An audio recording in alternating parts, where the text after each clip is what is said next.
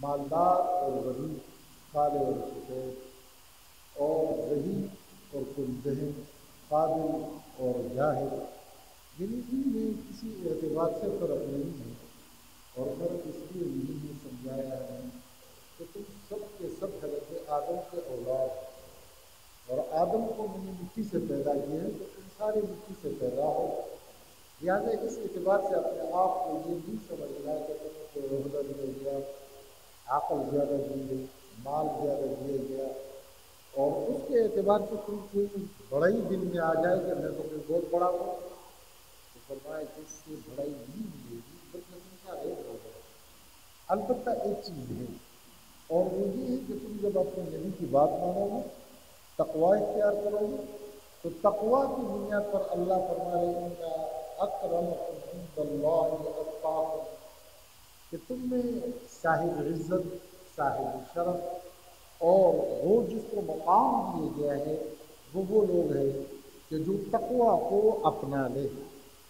یعنی جنہوں نے تقوی کو اپنا لیا تو اللہ رب العزت نے ان کو مقام دیا ہے، لیکن اس کے علاوہ دنیاوی عہدے اور منصب اور طاقت اور عہدوں پر کوئی ایک دوسرے کے اوپر برتری نہیں ہے۔ اب اللہ رب العزت کے نبی علیہ السلام،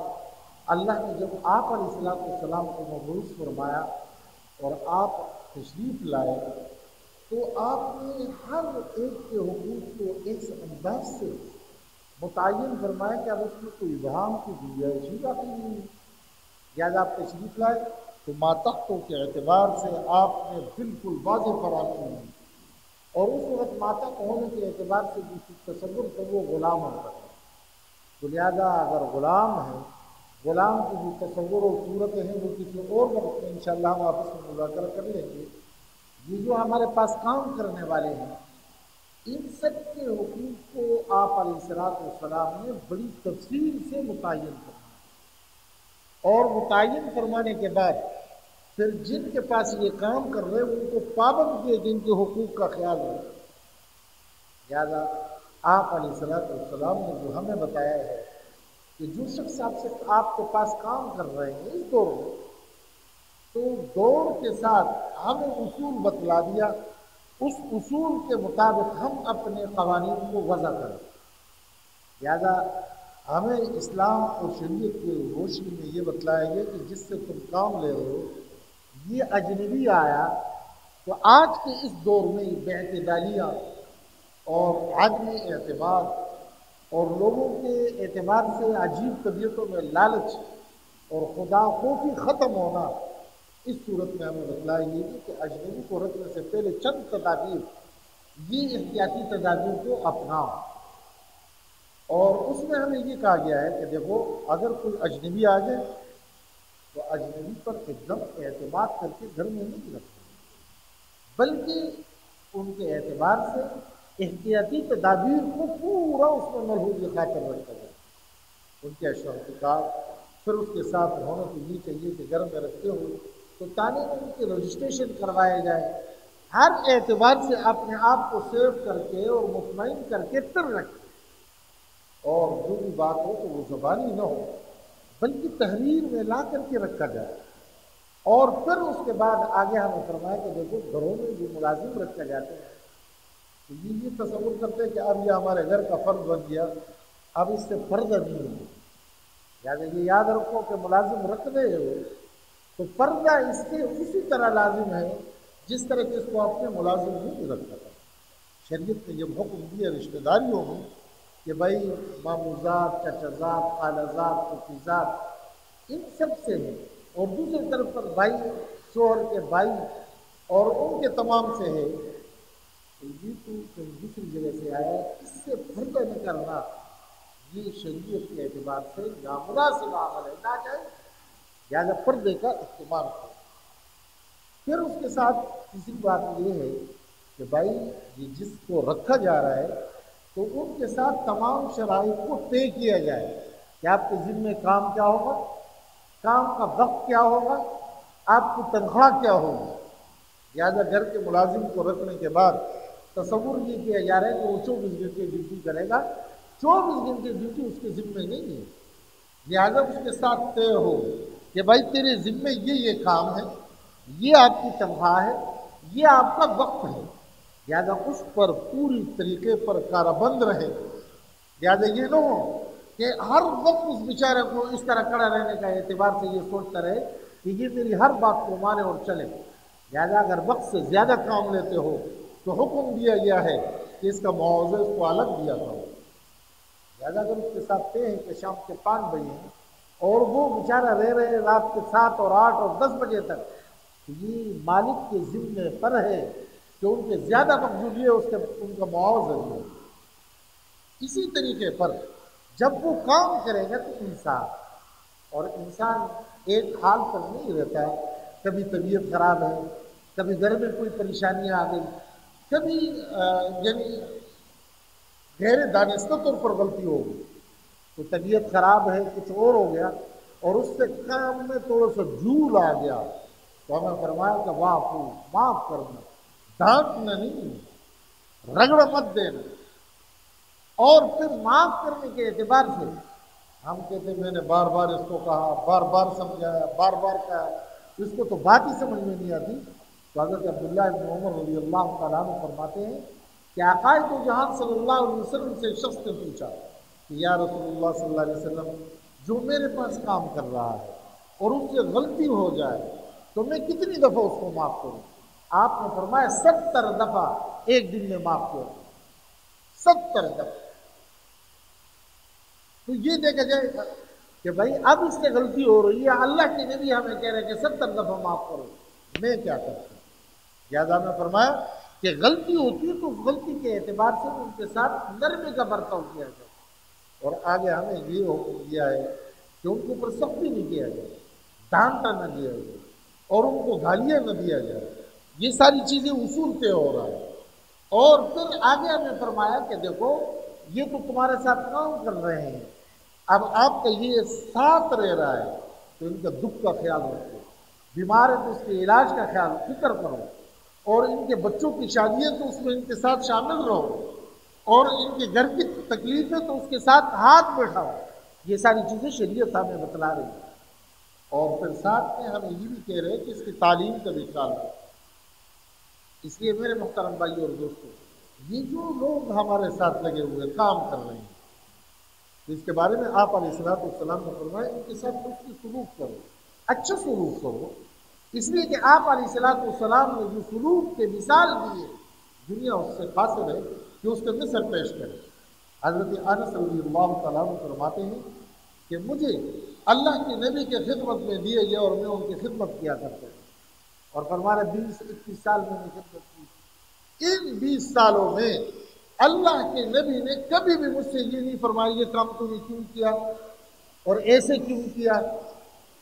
خود ایک دفعہ فرما رہے ہیں کہ مجھے کسی کام سے بھیجا اور میں جب باہر نکلا تو بچے کھیل رہے تھے، میں بھی کھیلنے لگ گیا، اور گھر پر مہمان آئے تھے کچھ مانگنے کے لیے بھیجا تھا، کافی دیر ہو گئی تو میں نے دیکھا کہ آپ علیہ الصلوۃ والسلام نکل کر کے آئے، اور مجھے خوف ہو گیا کہ آج تو میری پٹائی ہوئی۔ جب میں نے دیکھا آپ علیہ الصلوۃ والسلام آئے اور مجھ سے کچھ بھی نہیں فرمایا، دیکھ کر کے تبسم فرمایا، ذرا دیکھو امام الانبیاء صلی اللہ علیہ وسلم کیا ترتیب بتلائی۔ اسی طرح ترمذی کی روایت ہے، غالباً حضرت ابو ہریرہ رضی اللہ تعالیٰ عنہ فرماتے ہیں کہ ایک شخص جس کو اپنے غصے پر قدرت ہو کہ اس کا بدلہ لے لے اور یہ تب بھی معاف کر لے، تو فرمایا اللہ پاک اس کو جنت میں داخل کرے،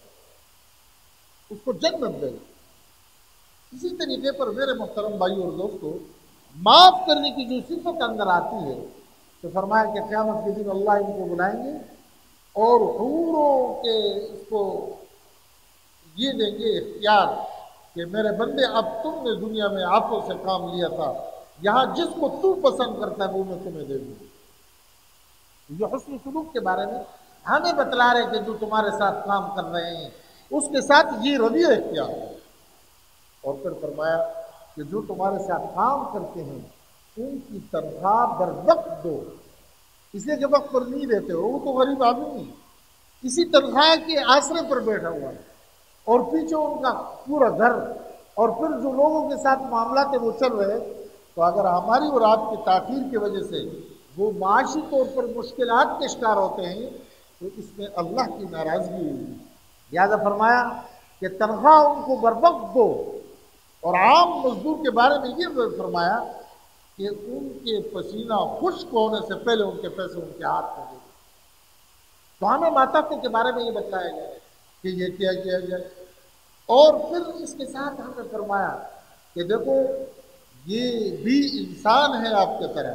حسن سلوک، بر وقت اس کے تنخواہ، اور پھر ہمیں فرمایا کہ آپ وہ درگزر سے کام لو،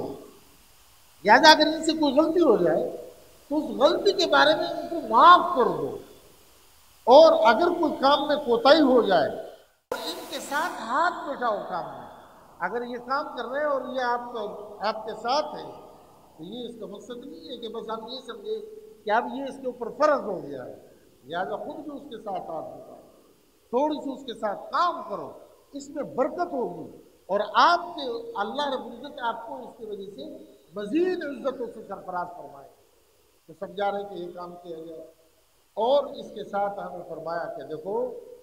ایک اسلام عجیب مذہب ہے کہ انہوں نے ہمیں ایک عجیب ترتیب سے سمجھایا ہے کہ جو تمہارے ساتھ کام کر رہے ہیں ان کی تعلیم کا خیال رکھو، اس لیے کہ میرے اور آپ کے دین کا ابتدا تعلیم سے ہے۔ اقرا، پڑھ، سب سے پہلا حکم روئی زمین پر اللہ کی طرف سے امت محمدیہ کو جو آئی وہ تعلیم کے بارے میں آئی، اقرا، پڑھ۔ لہٰذا ہمیں یہ کہا گیا ہے کہ جو آپ کے ماتحت تھے ان کی دینی اور دنیاوی دونوں تعلیموں کا اپنے بس کے مطابق انتظام کرنا، ان کی تربیت کا خیال رکھنا اور ان کے ذہن سازی کرنا، یہ ذمہ داری ہے۔ آپ علیہ السلام کے بارے میں آتا ہے کہ دیکھو کس ترتیب میں وہ تربیت کر رہے ہیں، چھوٹے بچے ہیں، کھانا کھا رہے ہیں ساتھ میں، تو آپ نے فرمایا میرے بیٹے بسم اللہ پڑھو، کل ما یلی، اور اپنے سامنے سے کھا، درمیان سے مت کھا، سمجھا رہے ہیں۔ لہٰذا اگر بڑے ہیں تو ان کو سمجھایا جا رہا ہے کہ آپ زندگی کیسے گزارو، والدین کے ساتھ کیسے رہو، معاملات کیسے کرو، چھوٹوں کے ساتھ کیسے رہو، تربیت سب کی ہو رہی ہے، سب کی تربیت ہو رہی ہے۔ تو فرمایا الا کلکم راع وکلکم مسئول عن رعیہ، او کما قال علیہ السلام، ہر ایک تم میں سے بڑا ہے، ہر ایک تم میں سے بڑا ہے، اور ہر بڑے سے اپنے چھوٹے کے بارے میں پوچھتے جائے اس کے لیے تم نے کیا کیا۔ لہٰذا کام کو تو مجھے فکر ہے کہ میرا کام نہیں ہو رہا، لیکن کبھی یہ بھی سوچا ہے کہ اس کے دین کا کیا حال ہے، اس کی دنیاوی تعلیم کا کیا حال ہے، میں اس کے ساتھ کیا تعاون کر سکتا ہوں، میں اس کے ساتھ کیا ترتیب بنا سکتا ہوں، جبکہ قرآن کا مجھے حکم ہے ان اللہ یأمرکم ان تؤدوا الامانات الی اہلہا، اللہ حکم دیتے ہیں کہ امانت اس کے اہل تک پہنچاؤ۔ یہ غریب تو میرے ہاتھ میں آ گیا، تنگ دست ہے، بیچارہ ہے، کمزور ہے، اور یہ خود کچھ نہیں کر سکتا، میرے ہاں کام کر رہا ہے، تو میں نے ان کے لیے کیا سوچا، اس کی دنیا کے اعتبار سے کیا سوچا، آخرت کے اعتبار سے اس کے کیا سوچا، ان کے بچوں کے لیے کیا سوچا، ان کے گھر والوں کے لیے کیا سوچا۔ ہم تو سمجھتے ہیں کہ یہ میری ذمہ داری ہی نہیں ہے، یہ میرے اور آپ کی ذمہ داری ہے، یاد ان کے ساتھ جو کام کے امور طے کیے وہ تو ان سے لو، لیکن یہ باقی چیزیں بھی میرے اور آپ کے ذمہ ہیں۔ اسی طریقے پر اللہ کے نبی صلی اللہ علیہ وسلم ہمیں فرما رہے ہیں کہ جو آپ کے پاس کام کر رہے ہیں ان کے اوپر خرچ کرو۔ لہٰذا حضرت عبداللہ بن عمر رضی اللہ تعالیٰ عنہ فرماتے ہیں کہ ایک شخص حضرت ابو ہریرہ رضی اللہ تعالیٰ عنہ کہ ایک شخص آپ علیہ السلام کی خدمت میں آئے، تو آپ علیہ السلام نے ان کو ترغیب دی کہ خرچ کرو۔ انہوں نے کہا یا رسول اللہ صلی اللہ علیہ وسلم میرے پاس 1 دینار ہے، تو آپ نے فرمایا اس کو اپنے ذات پر خرچ۔ انہوں نے پھر فرمایا یا رسول اللہ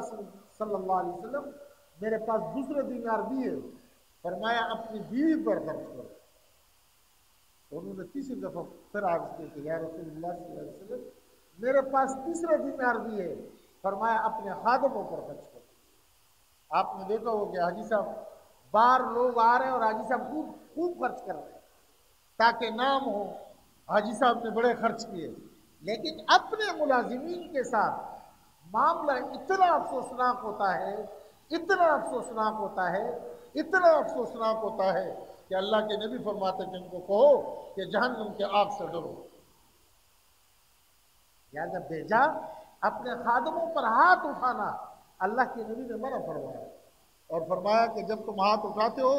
اور وہ اللہ کو پکارے کہ یا اللہ، تو فرمایا فوراً ہاتھ روک دو، ورنہ خدا کی آگ برس کر کے تمہیں جلا کے راکھ بنا دو۔ یہ ہمیں سمجھایا جائے۔ لہٰذا میرے بھائیو، صدقے کی کنسپٹ جو ہمارے اور آپ کے ذہن میں ہے، دوسری جگہ پر تو ہم خرچ کرتے ہیں، لیکن گھر میں اپنے بچوں پر ہاتھ کو تنگ رکھتے ہیں، اپنے ماتحت اپنے پاس کام کرنے والوں پر ہاتھ تنگ رہتے ہیں۔ تو ہمیں اللہ کے نبی نے فرمایا کہ ان کے اوپر خرچ کرو،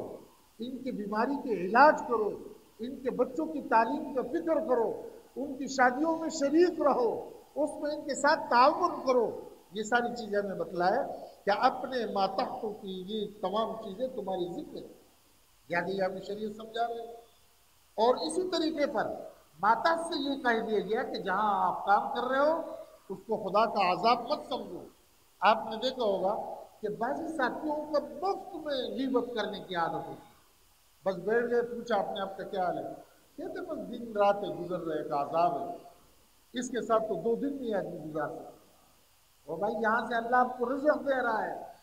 اس کا شکر کرو، یہ مجازی رب ہے۔ حضرت شاہ اشرف علی تھانوی رحمۃ اللہ علیہ نے ایک جگہ لکھا ہے اپنے منظور میں کہ فرمایا کہ رزق کی بے ادبی جس نے کی اللہ نے کبھی بھی اس کو معاف نہیں کیا۔ یہ جو گھروں میں ہم کھانے کے ساتھ جو کچھ کر رہے ہیں اور یہ شادیوں میں جو کچھ کر رہے ہیں، یہ اللہ کے عذاب کو دعوت ہے، پتہ نہیں ہمارے ساتھ کیا ہونے والا ہے۔ فرمایا کہ جب بھی چارپائی میں فرمایا کہ مجھے کھانا آیا تو میں نے کھانا اٹھا کر کے سرانے کی طرف رکھا،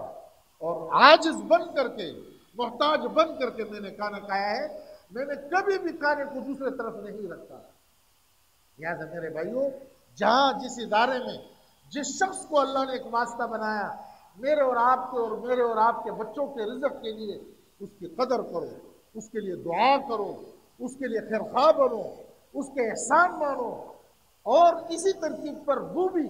آپ کے احسان مانے کہ بھائی یہ میرے ساتھ کام کر رہے، اگر یہ نہیں ہوتا تو میں کام کیسے کرتا ہے۔ یہ سوسائٹی ہماری چلے گی، اجتماعیت کی صورت باقی رہے گی، اور ایک دوسرے کے کام ہم آئیں گے، محبت بڑھے گی، اللہ کی طرف سے برکتیں آئیں گی۔ اللہ پاک ہم سب کو عمل کرنے کی توفیق